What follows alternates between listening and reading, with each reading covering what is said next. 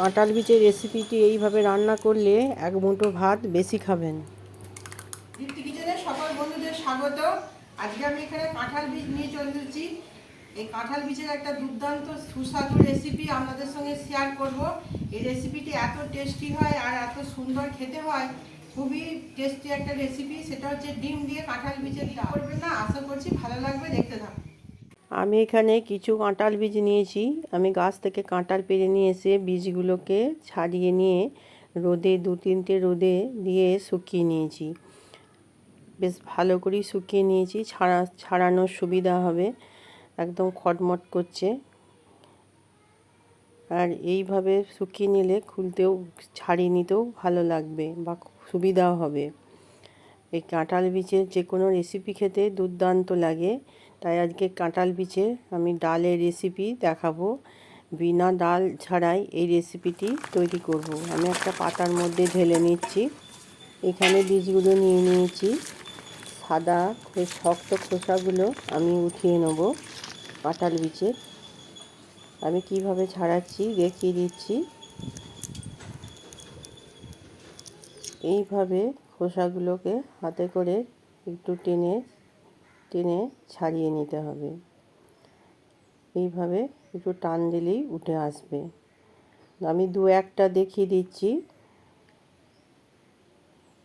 একটু সময় নিয়ে ছাড়াতে হবে।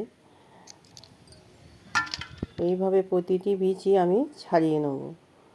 আর কাঁঠাল বীজের যে কোনো রেসিপি খেতেই দুর্দান্ত লাগে।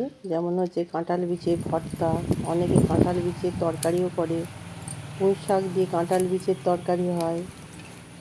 তারপরে কুমড়ো শাক দিয়ে কাঁঠাল বীজের তরকারি, চচ্চড়ি, এই রান্নাগুলো খেতে খুবই ভালো লাগে। আবার অনেকে কাঁঠাল বীজ পেঁয়াজ দিয়ে ভাজে, সেটাও খেতে দুর্দান্ত লাগে। আর কাঁঠাল বীজের ডাল তো আরও ভালো লাগে, গরম ভাত দিয়ে খেতে দারুণ লাগে। আমার বীজগুলো সব ছাড়ানো হয়ে গেল। এইভাবে মাঝখান দিয়ে কেটে নিয়েছি বটি দিয়ে। এবার ভালো করে ধুয়ে নিয়ে চলে এসেছি। এবার আমি প্রেসার কুকার নিয়ে নিয়েছি। কুকারের মধ্যে আমি কাঁঠাল বীজগুলো দিয়ে দিচ্ছি। এই কাঁঠাল বীজগুলো দিয়ে এতে আমি জল দেব। আমি এতে পরিমাণ মতো জল দিয়ে দিচ্ছি। জল দিয়ে আমি 3টে সিটি দিয়ে নেব। 3টে সিটি দিয়ে এটাকে আমি সিদ্ধ করে নেব। গ্যাসের মধ্যে চাপিয়ে দিচ্ছি, সিদ্ধ হয়ে গেছে। এবার আমি একটা জায়গার মধ্যে ঢেলে নিলাম। এবার আমি মিক্সির মধ্যে দিয়ে দিচ্ছি। মিক্সিতে দিয়ে আমি পেস্ট করে নেব। সব বীজগুলোই এইভাবে আমি পেস্ট করে নেব। দেখুন পেস্ট করে নিয়ে এসেছি, কত সুন্দর পেস্ট হয়ে গেছে। আমি এখানে কড়া চাপিয়ে দিয়েছি। কড়ার মধ্যে সর্ষের তেল দিয়ে দিয়েছি। এই রান্নাটা সম্পূর্ণ সর্ষের তেলে হবে। আর এখানে পেস্ট করে নিয়ে জায়গার মধ্যে ঢেলে নিয়েছি কাঁঠাল বীজ। তেল গরম হয়ে এসেছে। এবার একটা ডিম আমি ফাটিয়ে তেলের মধ্যে দিয়ে দিচ্ছি। তেলের মধ্যে দিয়ে ডিমটাকে আমি ভেজে নেব। খুন্তি দিয়ে একটু নেড়ে নেড়ে ভেজে নেব। সে আঁচ কমানো আছে। ডিমটাকে খুব সুন্দরভাবে নেড়ে নেড়ে আমি ভেজে নেব। এর মধ্যেই আমি ফোড়নের জন্য দেব 5 ফোড়ন আর দেব তেজপাতা। খুব ফোড়নটাকে আমি 1.5 সেকেন্ড ডিমের সাথে ভালো করে নেড়ে নেড়ে দিচ্ছি। এর মধ্যে একটা পেঁয়াজ আমি দিয়ে দিলাম ফোড়নের মধ্যে। আর দেব 4-5টা রসুন। রসুন দিয়ে ফোড়নটাকে আবারও 1 মিনিট ভালো করে নেড়ে নেড়ে ভেজে নেব। আমি একটু অন্যরকমভাবে রান্নাটা করছি। এতে একটু সামান্য নুন দিলাম, পেঁয়াজটাও নরম হয়ে আসবে। আর এতে আমি একটু জিরে গুঁড়ো, হলুদ গুঁড়ো, লঙ্কা গুঁড়ো আগে দিয়ে দিয়েছি। সব মশলাগুলো সুন্দরভাবে আমি কষিয়ে নেব। যত সুন্দর করে কষানো যাবে খেতেও টেস্ট হবে। আগে থেকে যে কাঁঠাল বীজ আমি পেস্ট করে নিয়েছি দিয়ে দিলাম। এতে একটু সামান্য বাটি ধোয়া জলটা দিয়ে দিচ্ছি। দিয়ে মশলার সাথে খুন্তি দিয়ে ভালো করে নেড়ে নেড়ে এটাকে মিশিয়ে নেব। যত ভালো করে নেড়ে নেড়ে এই রান্নাটা তৈরি করা যাবে খেতেও ভালো লাগবে। এই কাঁঠাল বীজের ডাল গরম ভাতের সাথে খেতে খুবই ভালো লাগে। এবার এতে আমি কাঁচা লঙ্কা দিয়ে দিচ্ছি 4-5টা। কাঁচা লঙ্কা দিলে খেতে ভালো লাগবে, ঝাল ঝাল। এতে সামান্য এখন অল্প একটু জল দিয়ে দিলাম, দিয়ে নালে কড়ার মধ্যে লেগে যাবে। এটাকে ভালো করে আমি একটু নেড়ে নেড়ে দিচ্ছি। আর এতে এবার জল দিয়ে দিচ্ছি পরিমাণ মতো। এতে যে পরিমাণ ডাল খাবেন সে পরিমাণ জল দেবেন।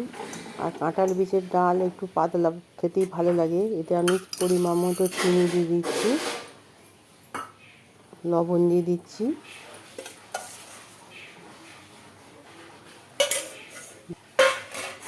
ডালের সাথে আমি খুন্তি দিয়ে ভালো করে মিশিয়ে দিচ্ছি। এইভাবে ডাল রান্না করলে খেতে দারুণ লাগে। এবারে আমি ঢাকা দিয়ে 5 থেকে 6 মিনিট ফুটিয়ে নেব। খুব ভালো করে ফুটিয়ে নেব, খেতে স্বাদ হবে। এইভাবে আমি ফুটিয়ে নিয়েছি। আর খুন্তি দিয়ে নাড়তে হবে, নালে কড়ার মধ্যে লেগে যাবে। একটু গ্যাসের আঁচ কমিয়ে দিলাম। এবার ভালো করে আমি এটাকে নেড়ে নেড়ে রান্না করে নেব। আর এই ডাল ঠান্ডা হয়ে গেলেই এর ঘন বেড়ে যায়, সেই পরিমাণ জল দিয়ে এটাকে রান্না করতে হবে। দেখুন দেখাচ্ছি কত সুন্দর হয়েছে।